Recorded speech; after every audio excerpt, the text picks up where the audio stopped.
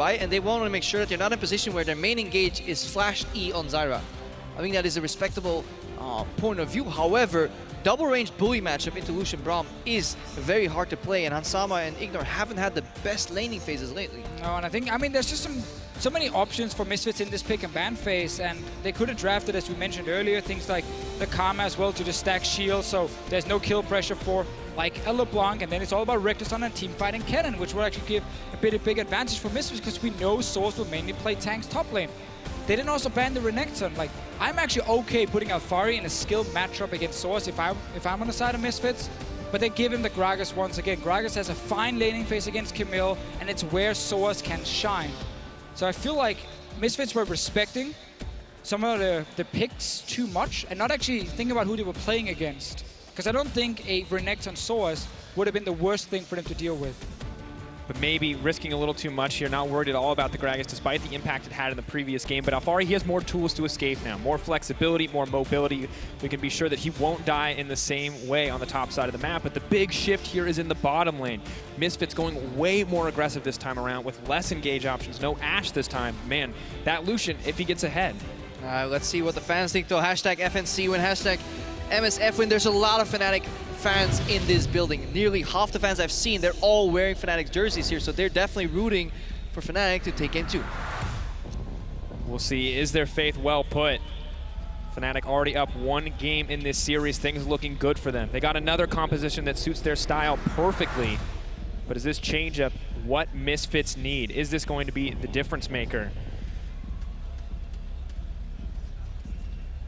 Here we are, ladies and gentlemen, it's time. Put your hands together. It is Game 2. Fnatic versus Misfits. Red and blue, rinse and repeat, and already action in the early game. Yeah, we actually saw a 5-man invade from Misfits. Yeah, they almost caught. If there was a blind Q from Ignor, they could have maybe tagged Caps. That is one of the strong points of a Braum on an invade. You never want to skirmish because he can literally just passive stack every single member in a 5v5 fight. Now, with this comp here from Misfits, the Lulu mid lane, it was something Power Vivo introduced last week. We saw Faker play today in the LCK final as well. Laning phase from Lulu, she still has enough damage to be a threat. That's why he's running an offensive summoner. And we actually saw Exile get very surprised with some of the damage with Power Vivo flashing forward against the Unicorns of Love. Now, obviously, Caps had a week to kind of look at that matchup as well. So he shouldn't be surprised.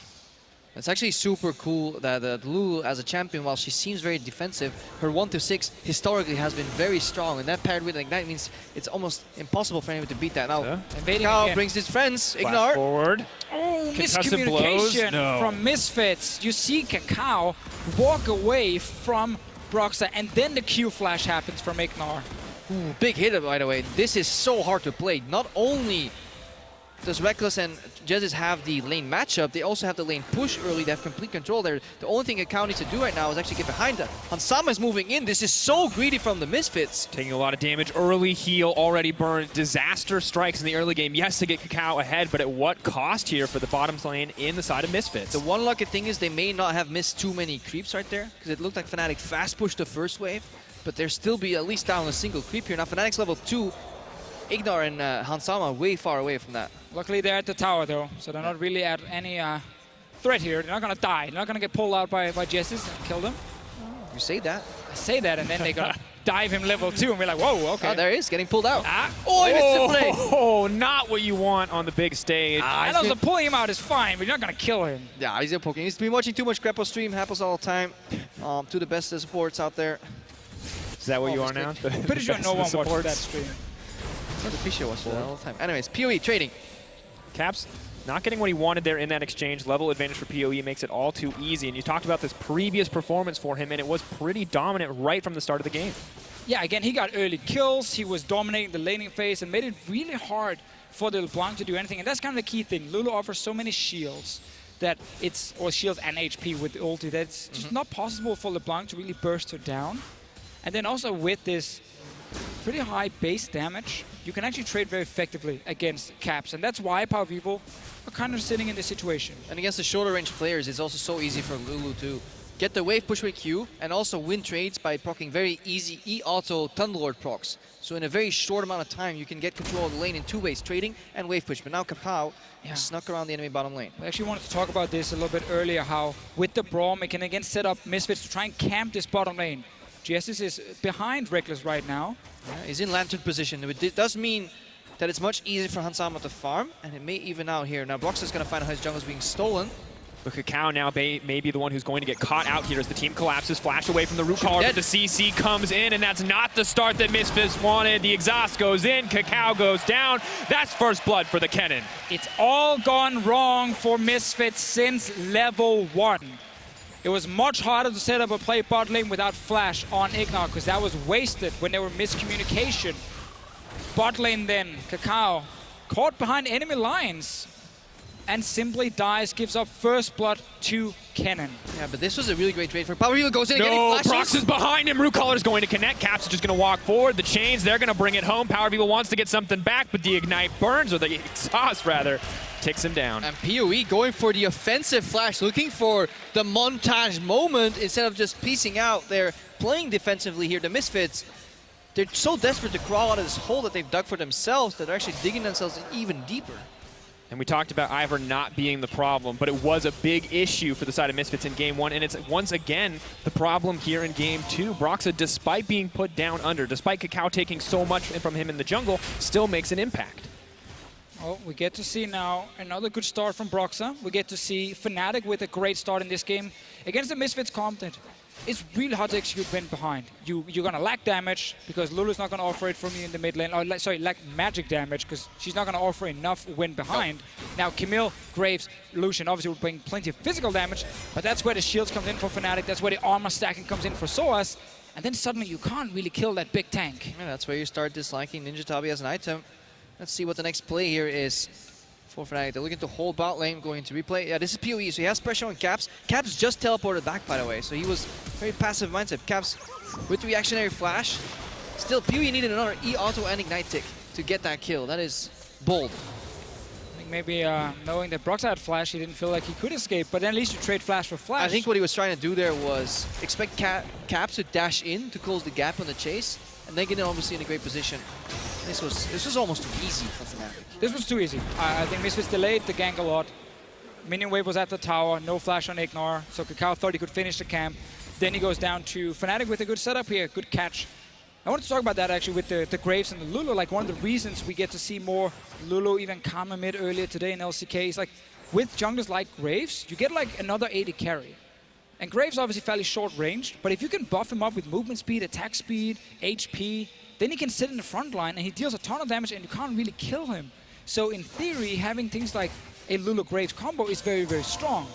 Problem for Misfits, as we said earlier though, is just once you start falling behind, you only really will have physical damage to bring, and that's going to get itemized against on the side of Fnatic. So then what are the options for Misfits as we look at it? It's only 7 minutes in. The gold difference isn't massive quite yet, but are Misfits down and out already because they have a solid team? You said they have this win condition, they have the strength of the Graves, but they're just not able to use it. They need to track Soaz if he disappears from the top lane. He has done it in the past. Obviously, both teleports are down, so bottom lanes are playing 4v4. And Ignore on level 6 rather still spikes incredibly hard. Like Braum Lucian can one-shot Kennen in this lane if Reckless overplays. Yeah, that's where I think we're going to see it from Misfits, is in the bottom lane. You know, you set up a play, you TP in with Camille, you roam first with Lulu. You obviously have a lot of ways to get down towards this bottom lane and join Braum and Lucian. And that exact thing is what Fnatic is fighting right now. Double control work in the river. Broxa lingering around the mid lane, allowing Caps to actually get the push over PoE in this presumed counter matchup. That's obviously going to thwart the roam. When you're spotted, you have to return back to mid lane, then go back bot later again. Fnatic really identifying their issue areas rather with those wards. Another thing about this draft here for Misfits, it's an adaptation to the first game where they made that mistake, couldn't really hold the mid lane, they lost tower, lost the fight, and then lost Baron, and it all went wrong. So they've changed it up and said, let's get a more skirmish-aided carry ourselves and try and put him on the side lane against Reckless. So you put Braum, Lucian versus the Kennen Thresh, and you try and play that 2v2, 3v3 game, and that's where obviously Lucian shines because he is very mobile, he's fine in 1v1s. Ash is more of a team player. But with so much control already on the bottom side for Fnatic, those double control wards, now the blue buff stolen away as well. It feels like it's going to be so difficult for Hans to have an impact. He's going up against a Kennen, a champion that packs its own CC in these fights. And they still can't go for the culling push out into base rotation, because Camille still has the pressure on top lane. That is a play they can make. They can also try a surprise here. I do not think Fnatic are fully aware of them being in the brush. There are pings coming out, potentially, but they don't know for sure. Yeah, I like that Fnatic is sticking so far towards the river. It's been like, if you are in there, you know, we're not going to face check instantly. Kill the wave, get the minions on your side if you do have a fight. Kennen is very strong level 6 in these all-ins. Kao's on the way. He's spotted, though, by 500 wards from Fnatic. Oh, and that means Fnatic know exactly what is happening here. Yeah, I would love to see this kind of pressure gang from Kakao, allow him to push out bot lane, have him base and rotate, but the problem is Kakao is getting called back by his mid laner. He needs help. We talked about how crucial the early game could be for Misfits to get that Lulu ahead, but you can see it in the itemization here as the chains connect. Triple Dorans on both sides. Both laners just want to find an edge here. Yeah, and here you see what jungle pressure means, right? Kakao just showing up allows PoE to play more aggressive and then prevents Caps from blocking these chains, and suddenly the lane position may forward or favor rather the Misfits. Only problem is, obviously, Kakao needs to show himself to do this, and this means Fnatic don't really have to fear anything elsewhere. Safely push out the bottom lane, top lane Source is just kind of laning against a magic resist rushing Camille, so he's not really afraid of dying. Fight mid lane, though. Going in, exhaust, suddenly Kakao from the backside, though. Caps is overstayed, and Kakao is going to get one back. I like the patience here from Kakao, staying around. Caps thought he was just there to help push. When he then leaves, he returns around for another gank. The control ward there from Misfits to disable that ward from Fnatic.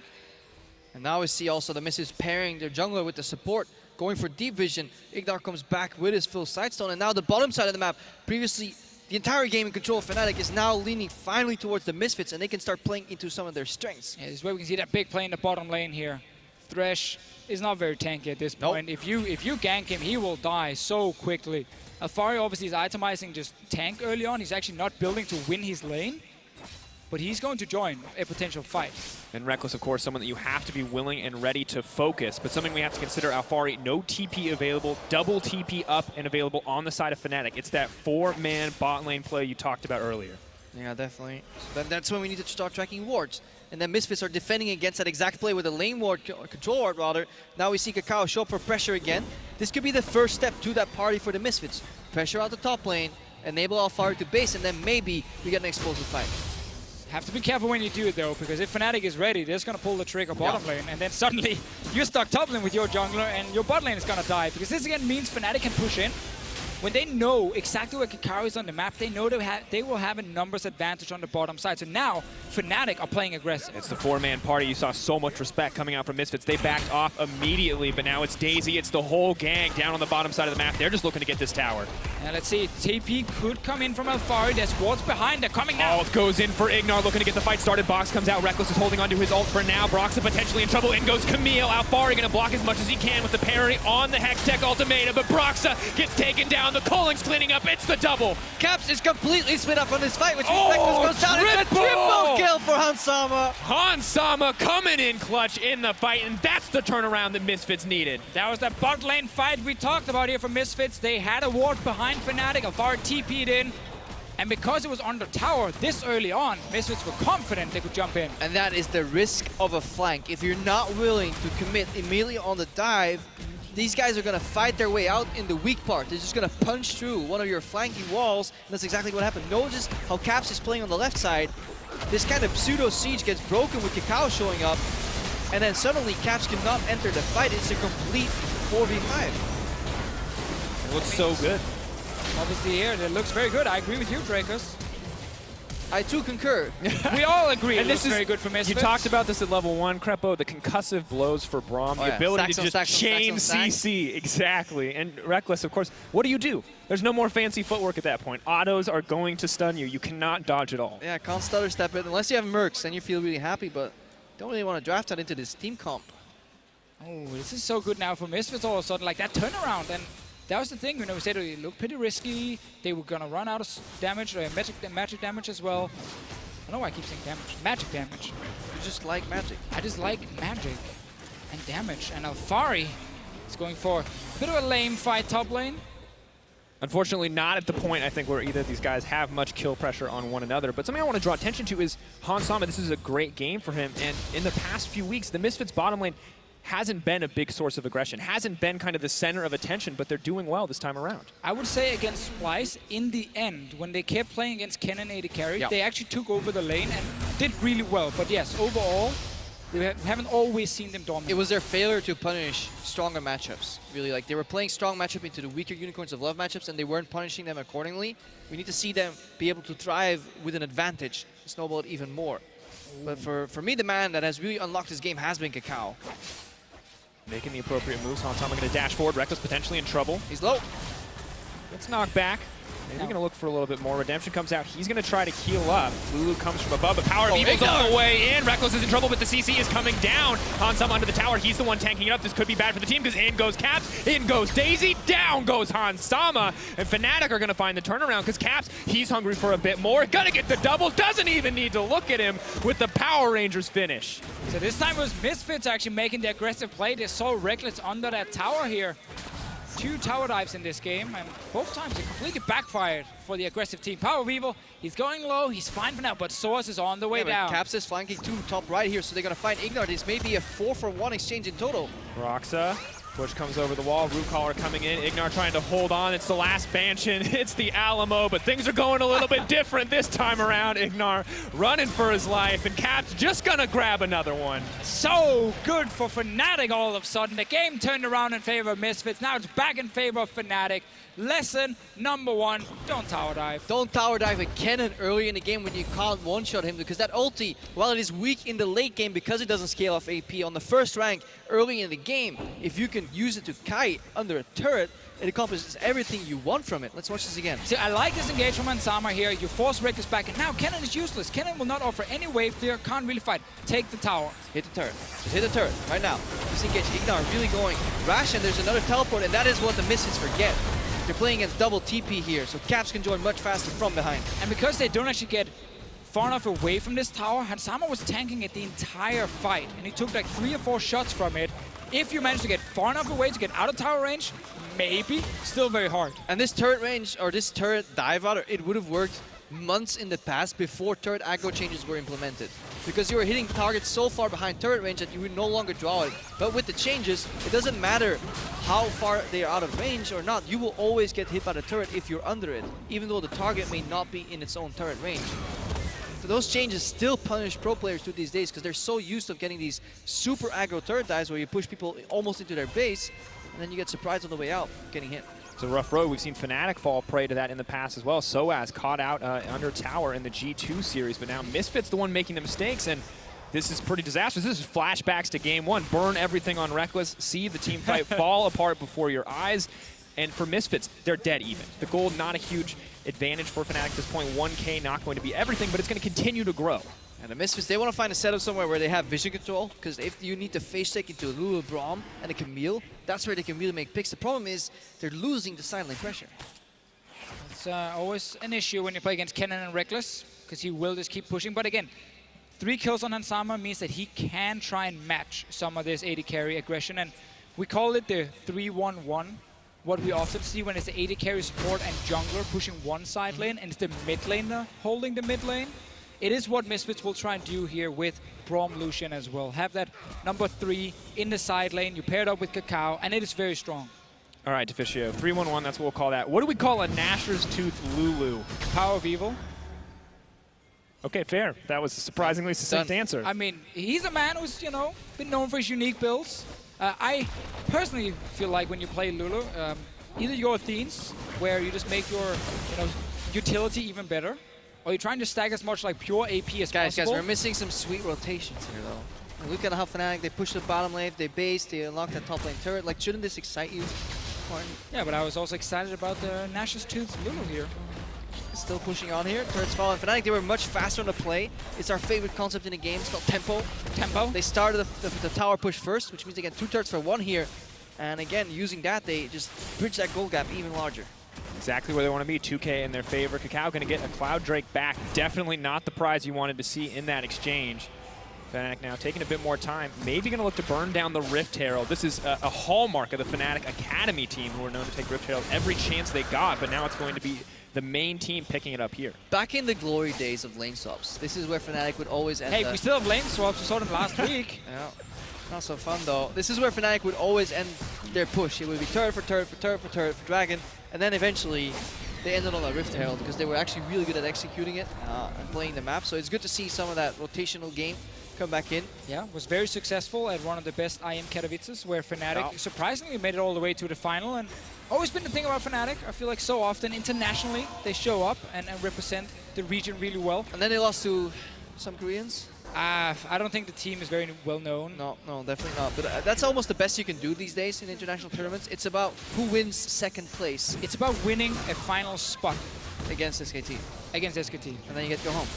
Because then you get scrims on stage against SKT, and then that's it. Okay, guys, all right. Well, we're in a third place match. I don't know if you noticed Playing that. with championship points so you can play against SKT. In the finals, hopefully. Let's do it this time, EU. Well, Fnatic now moving in, trying to hold on to this tower, but in goes Power. Perhaps leaping out. Help pick still attached. Ignar is hooked up with the tower, dropping in favor of Misfits.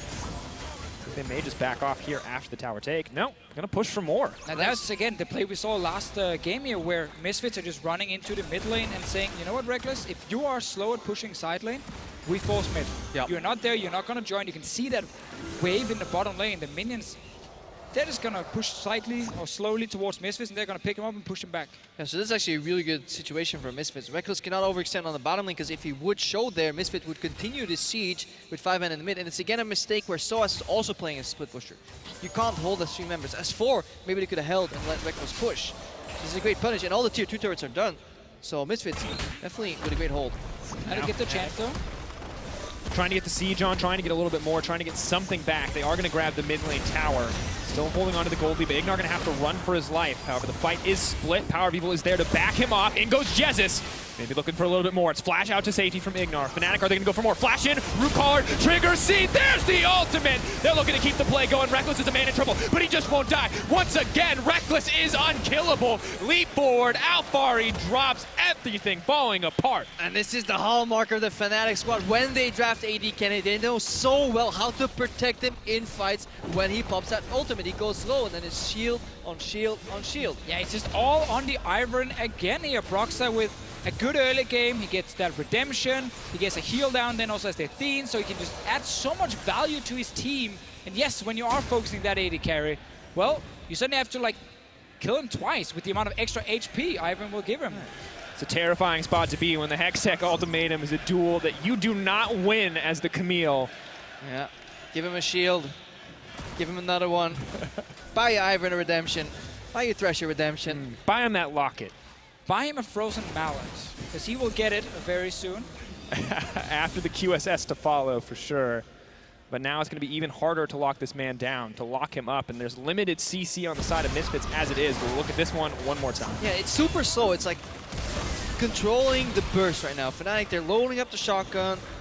They're getting them in position, and then Reckless strikes, and immediately all the attention is put on them, saving him, like redemption to shield into shield. It's so frustrating to play against, because Hansama got a glorious culling right there, but it just wasn't enough. Oh, good engage from Broxah. The Q, a flash in there to actually then lock down a target. Misfits find themselves 4k gold down. They tried to have this combo where they could maybe match the early to make game of Fnatic.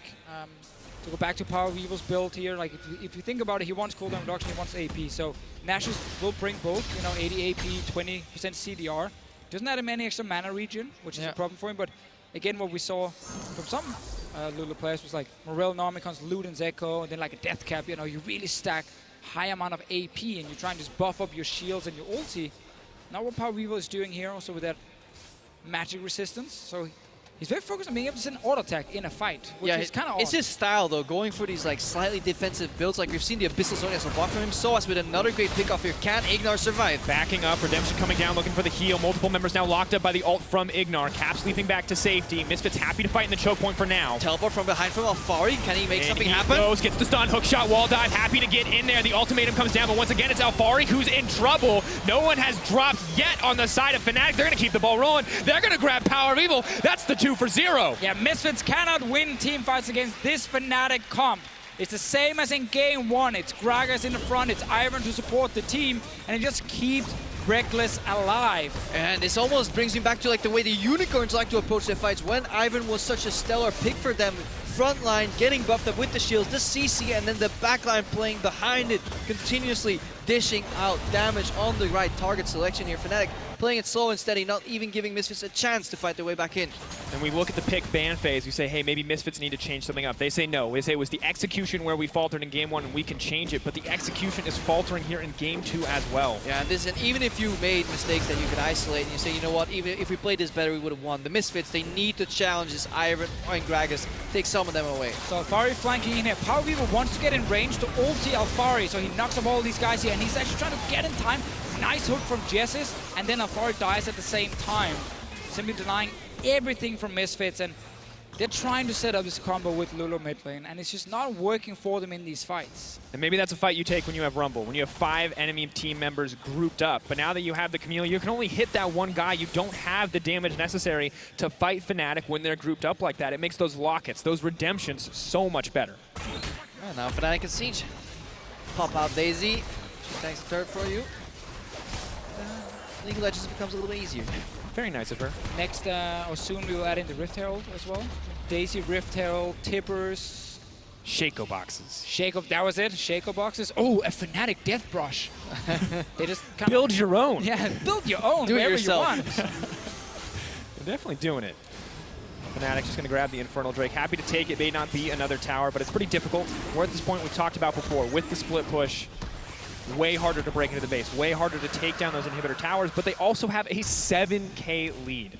Yeah, it's important to note that none of these 2 games have been won through split pushing by any means. Like, it's been trying to farm 3 lanes, and then it's been team fights. And that's the thing with Fnatic, that change they made coming into this 3rd place game was obviously go from being this like 1v1, 2v2 team everywhere to drafting a lot of team fighting champions And like Ivan Gragas. Also no longer just about camp bot. We haven't seen Roxas spam ganks in the bottom lane. The lead was actually given by Misfits. Now Alfari gets hooked. in trouble, doesn't want to be, isn't going to make it out, just gets deleted instantaneously. Kakao, he's all alone. He's in no man's land. He's trying to find the 1v1 versus Caps. He's not having it, but another hook from Jesus! He goes over the wall. Reckless is popping off. He's going for more. Keeps dishing out the damage and power of Evil. Is all alone. He's desperate to get something Got back. attack, mate. He just can't get it. In the end, there's no damage.